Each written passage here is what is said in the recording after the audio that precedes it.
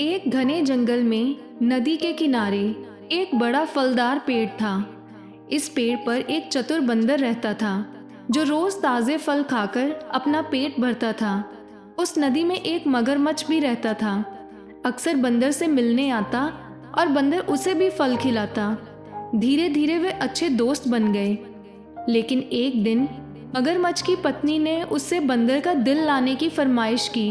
वह कहती थी, अगर बंदर इतने रसीले फल खाता है तो उसका दिल भी बहुत स्वादिष्ट होगा।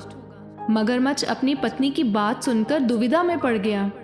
वह अपने दोस्त बंदर को धोखा देने का विचार कर रहा था, लेकिन उसका मन भी इस बात से दुखी था।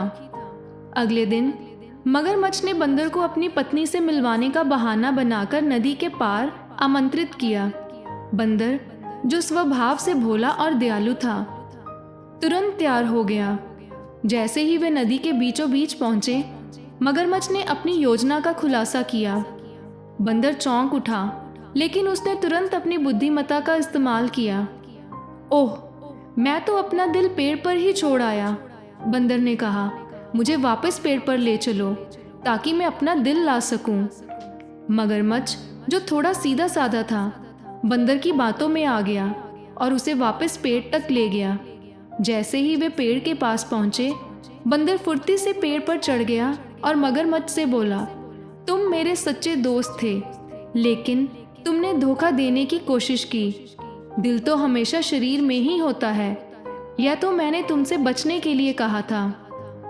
मगरमच्छ को अपनी गलती का एहसास हुआ और वह शर्मिंदा हो गया। उसने बंदर से माफ़ी मांगी और वादा किया कि वह फिर कभी धोखा नहीं देगा।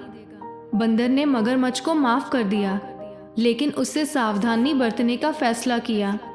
शिक्षा: यह कहानी हमें सिखाती है कि धोखा देना कभी भी उचित नहीं होता और सच्ची दोस्ती का महत्व बहुमूल्य होता है।